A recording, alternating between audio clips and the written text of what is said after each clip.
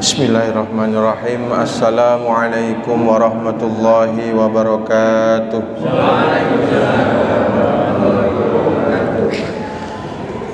Innal hamdalillah nahmaduhu wa nasta'inuhu wa nastaghfiruh wa natubu ilaihi wa nu'minu bihi wa natawakkalu alaihi wa na'udzu billahi min syururi anfusina wa sayyiati a'malina may yahdihillahu fala mudhillalah wa may yudlil falan tajida lahu waliyyan mursyida.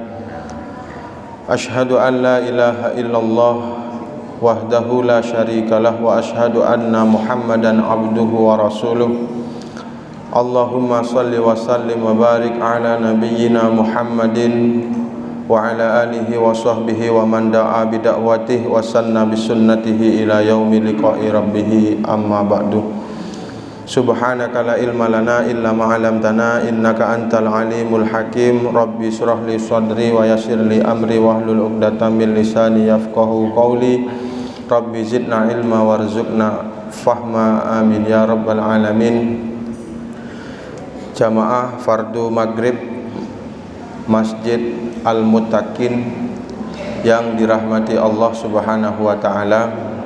Pertama, tidak ada kata yang pantas kita ucapkan selain rasa syukur kita kepada Allah Subhanahu wa ta'ala atas segala nikmat karunia-Nya yang telah diberikan kepada kita malam hari ini, sehingga pada malam hari ini kita dapat melangkahkan kaki, mengayunkan tangan untuk melaksanakan ibadah fardu maghrib dengan berjamaah, dan kita bisa mengikuti kegiatan kajian, ditutup nanti dengan sholat fardu isya berjamaah. Semoga ibadah dan apa yang kita kerjakan pada malam hari ini dicatat sebagai amal soleh dan mendapatkan pahala dari sisi Allah Subhanahu wa ta'ala. Amin.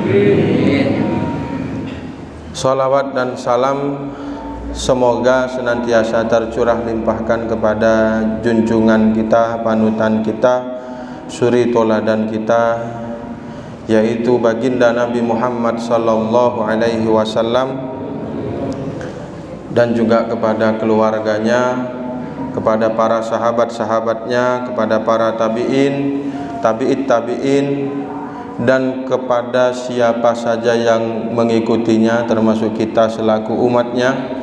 Dan semoga atas kuasa dan izin Allah nanti pada yaumil qiyamah kita semua mendapatkan syafaatnya, amin ya rabbal alamin.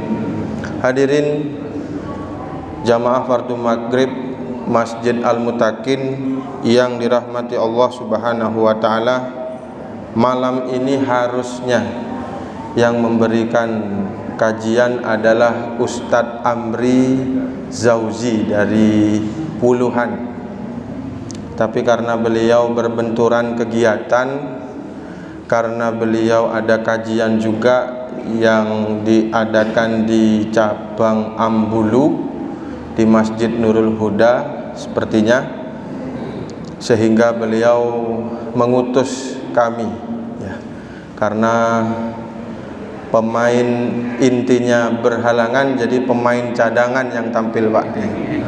Apa ban serep istilah Pak Budi ya. Jadi tubuhnya memang sudah seperti ban truk Poso nih Pak. Ban seret nih. Oleh karena itu pada kesempatan malam hari ini kami ingin mencoba menyampaikan kajian tematik ya, tentang keutamaan bertasbih kepada Allah Subhanahu wa ta'ala, di mana di dalam Al-Quran surat Al-Isra ayat yang ke-44, di situ disebutkan bahwa segala makhluk yang ada di langit dan yang ada di bumi dan yang ada di antara keduanya, semuanya bertasbih kepada Allah Subhanahu wa taala, mensucikan Allah tabaraka wa taala. Dan ini disebutkan di dalam Quran surat Al-Isra ayat yang ke-44. A'udzubillahi minasyaitonir rajim. Tusabbihu lahu samawati sab'u. Bertasbih apa-apa yang ada di langit, mulai dari langit yang pertama, 2, 3 sampai ke 7, wal ardu, dan apa-apa yang ada di bumi, wa man fihinna, dan di antara keduanya, wa im min syai'in illa yusabbihu bihamdih, ya, dan tiada ada sesuatu pun melainkan semuanya itu, kata Allah, bertasbih, memuji, mensucikan Allah Subhanahu wa taala. Walakin la tafqahuna tasbihahum, akan tetapi kalian tidak mendengar apa yang ditasbihkan oleh makhluk-makhluk yang ada di langit maupun yang ada di bumi. Jadi dari ayat ini kita tahu bahwa semua yang ada di langit dan yang ada di bumi dan di antara keduanya itu bertasbih kepada Allah Subhanahu wa taala. Kira-kira di antara bapak-bapak, ibu-ibu jamaah sekalian, pernah enggak ada yang mendengar tembok Masjid Al-Muttaqin ini bertasbih? Belum pernah. Karena memang kita sebagai manusia tidak dibekali oleh Allah ketajaman pendengaran, sehingga kita tidak mendengar tasbih yang diucapkan oleh makhluk selain manusia. Ini tercantum di dalam Quran surat Al-Isra ayat yang ke-44. Ayat berikutnya surat Al-Anbiya ayat yang ke-78. Di situ diceritakan ada seorang nabi yang pernah bertasbih bersama dengan gunung. Kira-kira nabi siapa?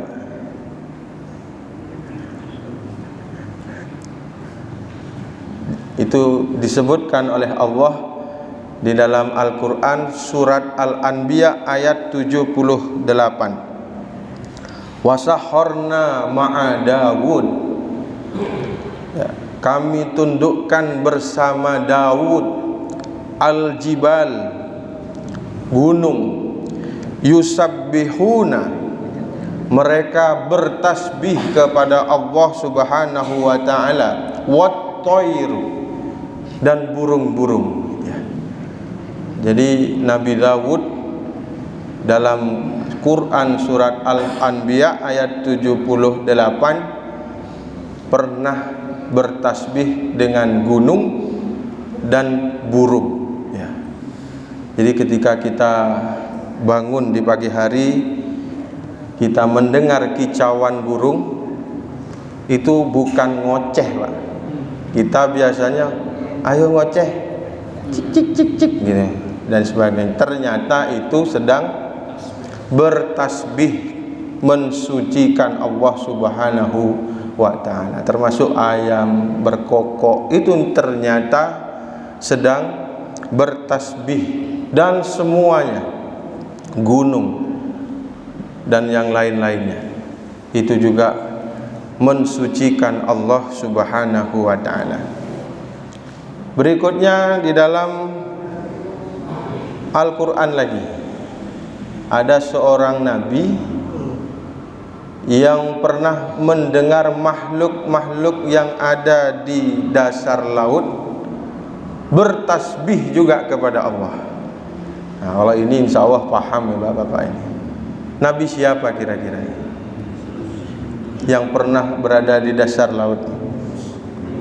Nabi Yunus alaihi salam, ya, Nabi Yunus. Wadan nun, Dan ingatlah kisah Dannun, wahai Muhammad, yaitu Nabi Yunus alaihi salam. Idz dhahaba mughadiban fadhanna an lan naqdira alaihi fanada fid dhulumati. Dan ingatlah Dannun, yaitu Nabi Yunus alaihi salam, ketika dia pergi dalam keadaan marah. Kenapa kok marah?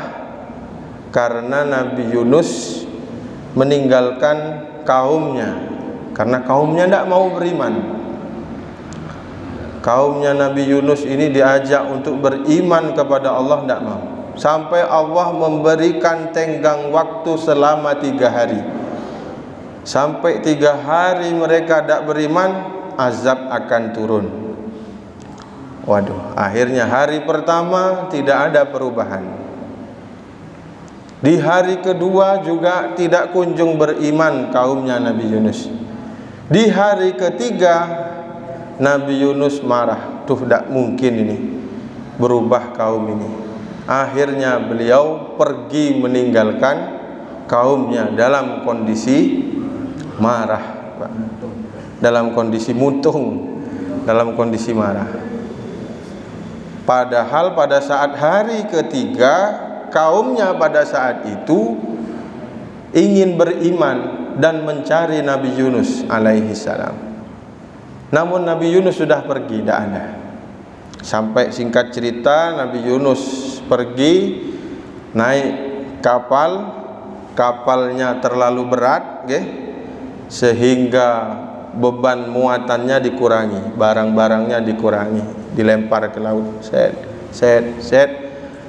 Semua barang sudah dilempar ke laut, masih terlalu berat. Akhirnya diundi,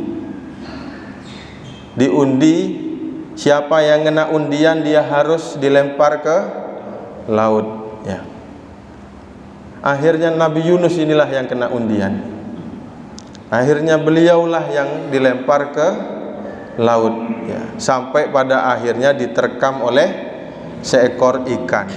Makanya kalau ada takmir atau ketua takmir, jamaahnya mungkin bandel, gak mau jamaah dan sebagainya, takmirnya mutung, siap-siap ini dimakan ikan. Takmirnya, ya. Makanya jangan bosan-bosan ini untuk ngajak untuk kebaikan. Khawatirnya nanti pas kita ke laut mancing diterkam oleh, kalau ikan masih mending, buaya nanti mas. Ya, buaya darat. Jadi diterkam oleh ikan, berada di dalam perut ikan. Pada saat itu Nabi Yunus mengalami kegelapan, namun beliau tidak pernah merasa khawatir. Dan pada saat itulah Nabi Yunus mendengar suara tasbih makhluk-makhluk yang berada di dasar laut. Padahal ada 3 kegelapan. Kegelapan di dasar laut, kegelapan di dalam perut ikan, dan kegelapan malam. Wah. Akhirnya apa? Pada saat itu Nabi Yunus berdoa kepada Allah, la ilaha illa anta subhanak, nah inni kuntu minad zalimin. Tiada Tuhan selain Engkau ya Allah, Maha suci Engkau, dan aku inilah termasuk orang yang zalim. Akhirnya apa yang terjadi, Pak? Ikan itu menepi, lalu Nabi Yunus keluar di tepian ikan, di tepian pantai, dan beliau dalam kondisi selamat. Menurut akal, logika manusia, mungkinkah sudah di perut ikan itu selamat? Menurut akal logika manusia, apakah bisa selamat yang sudah berada di perut ikan? Atau jenengan mau praktek? Mau praktek dimakan ikan dulu, kira-kira selamat enggak saya ini?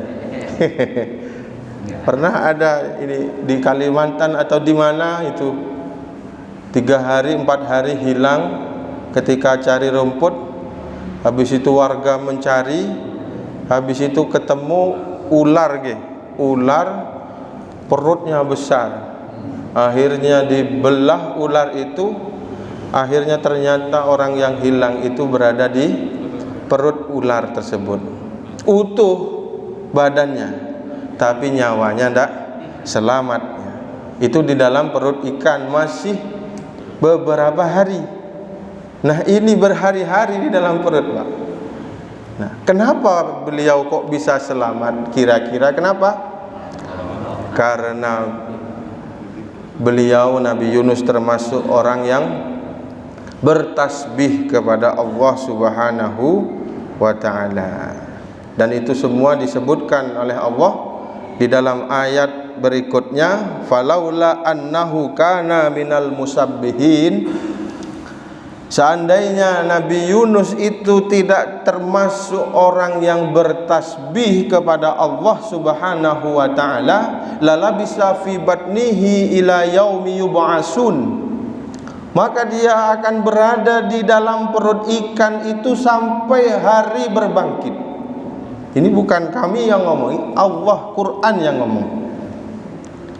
Jadi kalau Nabi Yunus itu tak bertasbih, kata Allah, kalau dia tidak termasuk orang yang mensucikan Allah, menjauhkan Allah dari sifat kurang, maka dia akan ada di dalam perut ikan sampai hari kiamat. Berarti Nabi Yunus bisa selamat karena, kok belum yakin bapak-bapak ini dengan kalimat tasbih? Nabi Yunus bisa selamat karena bertasbih, mensucikan Allah Subhanahu wa ta'ala. Makanya kita semua pun juga sama, kita harus senantiasa bertasbih kepada Allah Subhanahu wa ta'ala, mensucikan Allah Subhanahu wa ta'ala. Namun sampai poin yang ketiga ini, kira-kira jamaah sekalian paham tak tasbih itu sebenarnya apa? Jangan-jangan dari tadi apa tasbih itu gini ya. Jadi tasbih itu adalah mensucikan Allah. Para ulama menyampaikan bahwa tasbih itu adalah tanzihullah minan naqais, menjauhkan Allah dari sifat kurang. Kalau manusia ada kelebihan, ada kekurangan, tapi Allah Subhanahu wa ta'ala adalah satu-satunya zat yang benar-benar tidak ada sifat kurang di dalamnya. Memang tidak mungkin, tapi apa yang tidak mungkin atas kuasa dan izin Allah Subhanahu wa ta'ala. Memang di luar akal sehat logika manusia, karena memang pikiran, akal, logika manusia terbatas. Namun kalau sudah berbicara tentang iman, itu sudah di luar batas akal seorang manusia ya. Akal manusia, kalau kita bicara otak manusia, kita ada di sini kan karena adanya orang tua gitu. Ada sebab, ada akibat ya. Orang tua kita menikah, lahir kita di dunia ini. Ada dulu gak ada bapaknya, gak ada ibunya, lahir di dunia ini. Siapa buktinya? Nabi Adam alaihi salam, gak ada bapaknya, gak ada ibunya ya. Tapi karena Allah mau, Allah berkuasa, Allah berkehendak, muncul Adam. Dulu juga ada seorang perempuan, gak ada bapaknya, hanya ada ibunya, punya anak. Siapa kira-kira Pak? Nabi Isa anaknya, ibunya namanya Maryam. Maryam itu kurang suci apa? Beliau berada di mihrab seterus menerus, mulai sejak kecil, dijaga oleh ayah dan ibunya. Tapi karena Allah Subhanahu wa ta'ala berkehendak, hamil walaupun tak ada suaminya. Sekarang banyak perempuan nggak mau kalah sama Maryam, Pak. Ya, karena goncengan terus di jalan, masuk angin, kembung perutnya, mual-mual, muntah-muntah. Ya. Jadi semuanya mungkin atas kuasa Allah Subhanahu. Memang akal pikiran manusia tidak mungkin, nggak bisa. Bahkan Nabi Ibrahim alaihissalam pernah ketika beliau ingin menguatkan keimanannya, ya Rabbi arini kaifa tuhyil maut, ya Allah tunjukkan kepadaku bagaimana engkau menghidupkan yang mati. Ya. Jadi ini di luar batas akal pikiran manusia. Afala tu'min, kata Allah, apakah kamu tidak beriman wahai Ibrahim? Apakah kamu tidak percaya? Bala, tidak ya Allah. Aku hanya ingin memantapkan hatiku, lihat ma'inna qalbi, untuk memantapkan jiwaku kembali. Nah, akhirnya Nabi Ibrahim disuruh untuk memotong burung, beberapa burung, lalu ditaruh di beberapa bukit, disuruh manggil, dipanggil, hidup kembali. Coba, nah, karena beliau memang betul-betul ingin meyakinkan keimanannya kembali, mencapai derajat ainul yakin. Ya. Kalau sekarang kita sedang khobarul yakin. Ya, kita meyakini, memantapkan keimanan kita ini dengan peristiwa-peristiwa yang sudah berlalu. Tapi Nabi Ibrahim pada saat itu ingin sampai melihat dengan mata kepala bahwa bagaimana cara Allah menghidupkan kembali, ya, makhluk yang sudah mati tersebut, sehingga dihidupkan kembali oleh Allah Subhanahu wa ta'ala. Tapi jenengan setelah pengajian ini nanti di rumah jangan praktek, Pak, gitu. Ya Allah, bagaimana engkau menghidupkan yang mati? Sembelihlah ayamnya, set, sembelih jadi beberapa potong, ya, ditaruh di bukit, dipanggil, ya, bejo gitu. Tak datang ini, ya. Siapa kita, Pak? Nabi bukan, Rasul bukan, ya. Ya.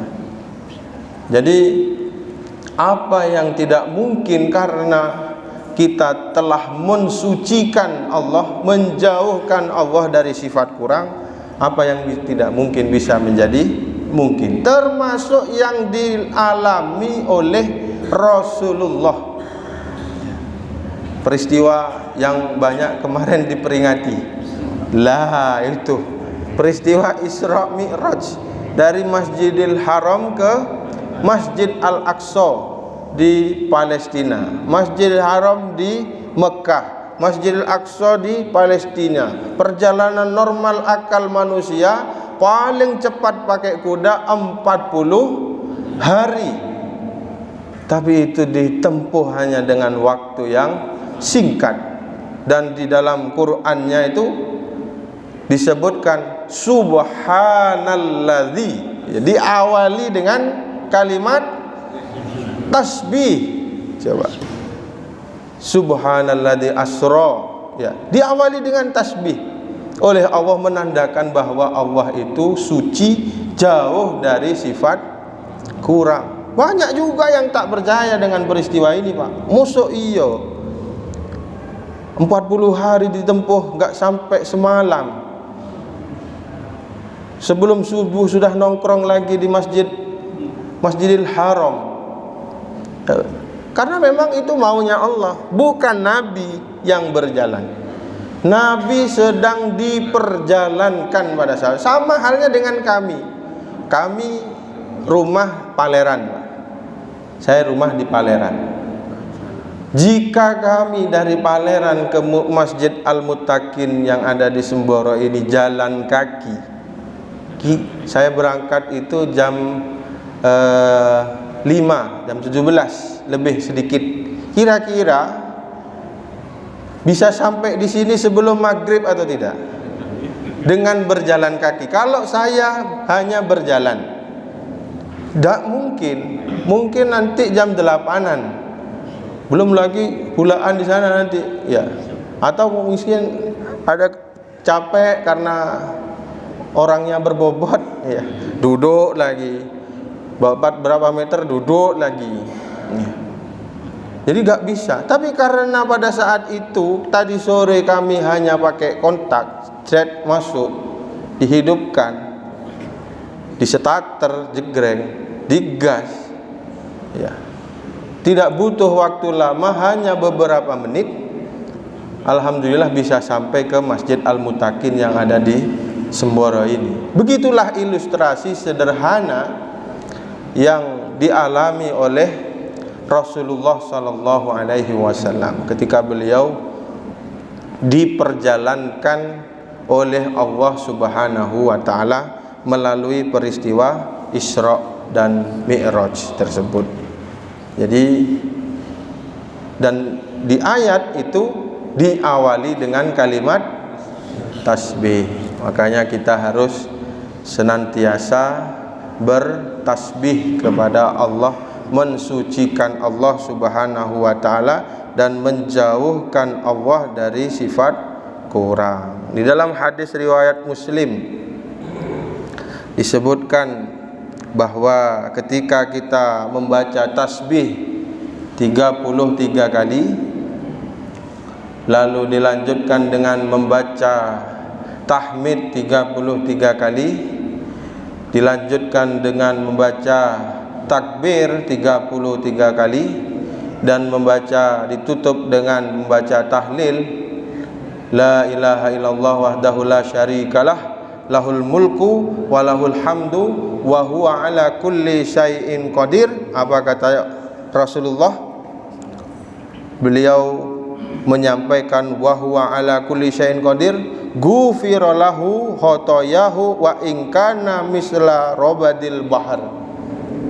Akan diampuni dosanya oleh Allah Subhanahu wa taala walaupun dosanya sebanyak buih di lautan. Coba siapa sekarang yang tidak memiliki dosa tiap harinya? Sekarang ini keluar rumah sudah dosa, Pak. Ya. Banyak perempuan-perempuan yang tidak menutup aurat. Kita kadang astaghfirullahaladzim begini, Pak. Sekarang ini lihat pahanya ayam dengan lihat pahanya perempuan lebih sulit lihat pahanya ayam. Loh iya, kalau lihat pahanya perempuan kita tinggal, apalagi serame Semboro ini, wah banyak pakai baju you can see, you kamu can bisa see, lihat, kamu semua bisa lihat bukang saya gitu. Kalau pahanya ayam jenengan apakah langsung bisa lihat? Tak bisa, harus dibeli dulu. Kalau nggak beli nggak bisa, kecuali kalau jenengan punya ayam. Setelah punya ayam apakah bisa langsung lihat paha ayam? Tidak bisa, disembelih dulu. Setelah disembelih apakah bisa langsung lihat? Nggak bisa, harus rebus air dulu. Lah, setelah rebus air apakah bisa langsung? Nggak bisa, masih harus dibubuti dulu. Baru setelah dibubuti kita bisa melihat paha ayam putih mulus. Sulit, Pak, lihat paha ayam. Kalau lihat paha yang lain, ayam kampus itu tinggal keluar saja. Siapa satu hari ini yang nggak punya dosa? Semuanya. Tapi dosa itu bisa habis, bisa hilang walaupun sebanyak buih di lautan dengan bertasbih. Makanya kalau setelah sholat jangan keburu beranjak, Pak, ya. Zikir dulu, subhanallah, subhanallah, subhanallah 33 kali, tahmid 33 kali, takbir, lalu tahlil, ya, diampuni oleh Allah Subhanahu wa taala. Ya, makanya kalau bisa pegang tasbih itu, wah, itu lebih ini, subhanallah, subhanallah.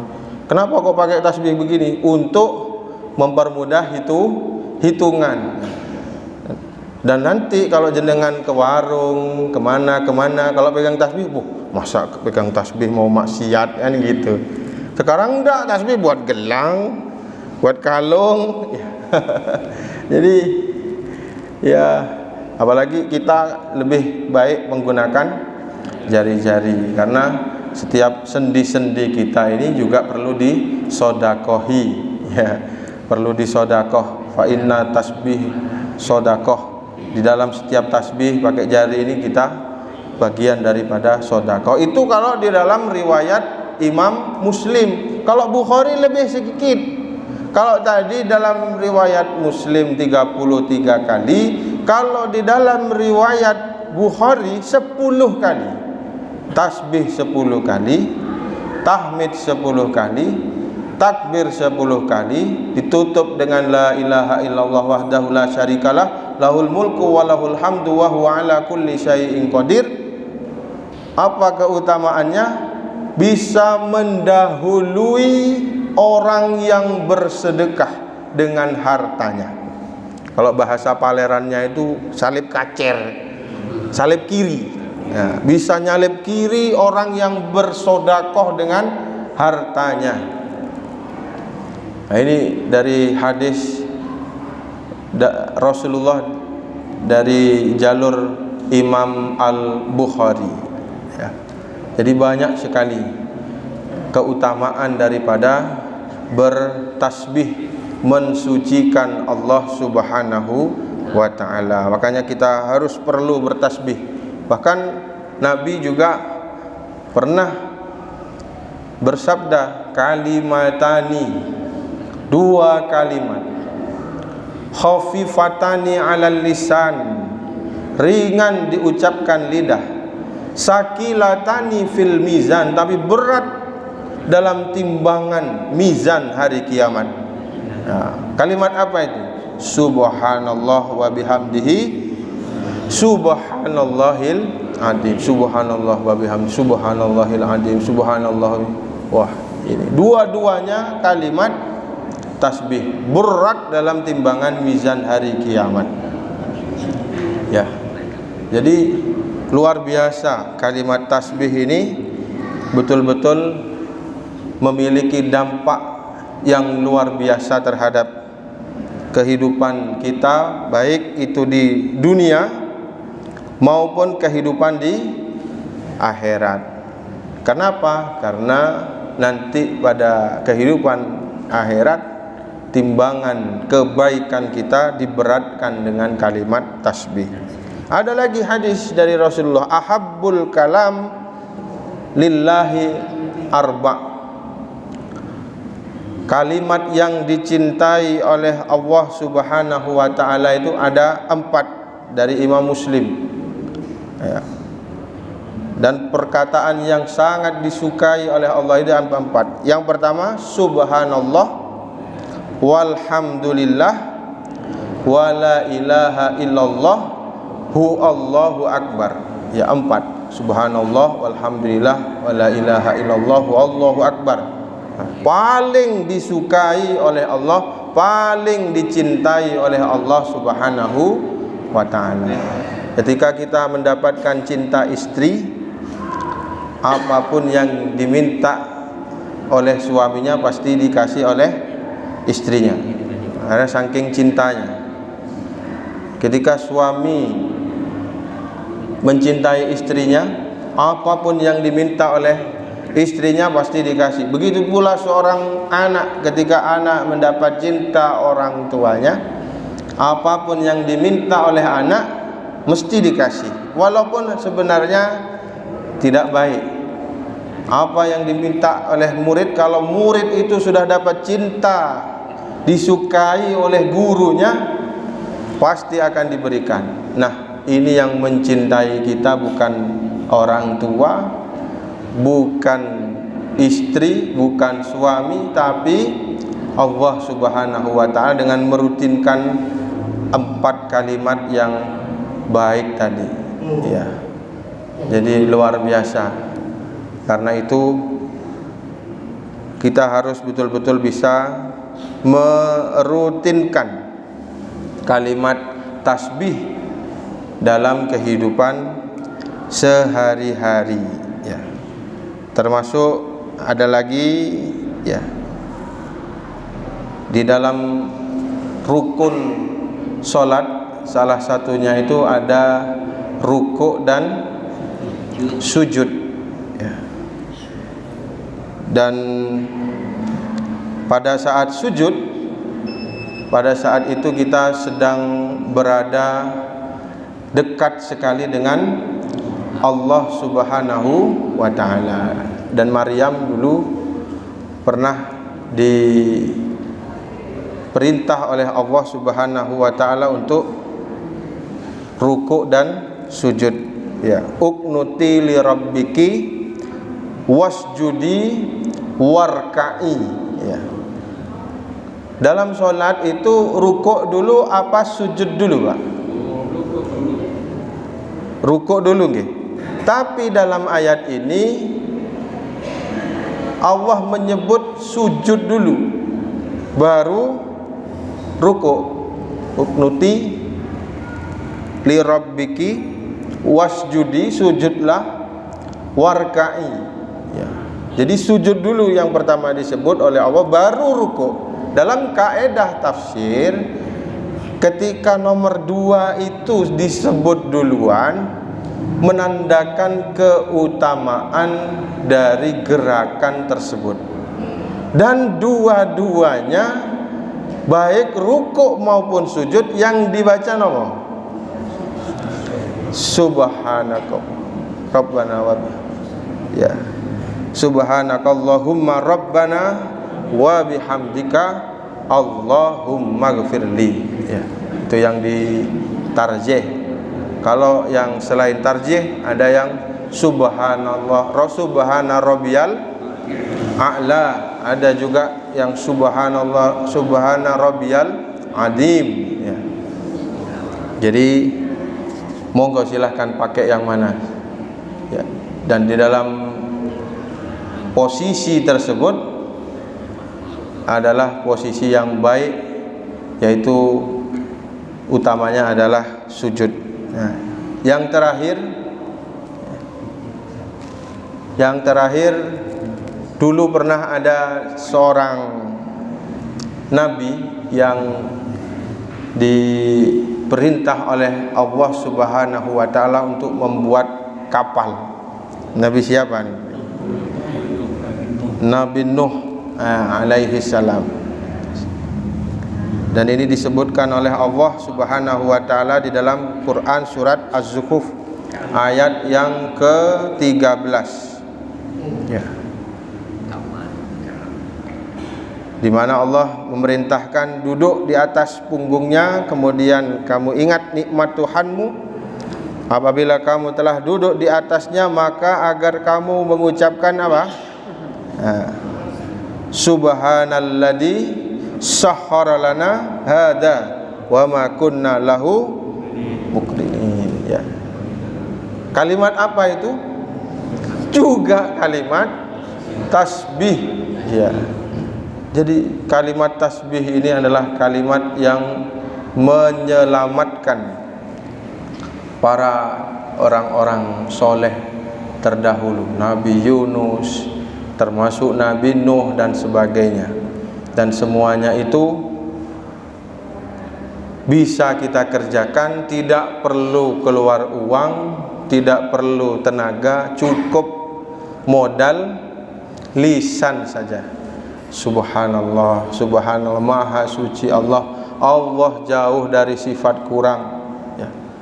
Apapun kondisi kita pada saat ini, maka bertasbihlah, insya Allah segala kesulitan, segala kepenatan akan diberikan jalan keluar, solusi oleh Allah Subhanahu wa ta'ala. Mungkin demikian yang dapat kami sampaikan. Kurang dan lebihnya kami ucapkan permohonan maaf yang sebesar-besarnya. Mudah-mudahan apa yang kami sampaikan dapat menambah keimanan dan ketakwaan kita kepada Allah Subhanahu wa taala. Nasrun minallah wa fathun qarib wa basyiril mu'minin. Wassalamualaikum warahmatullahi wabarakatuh.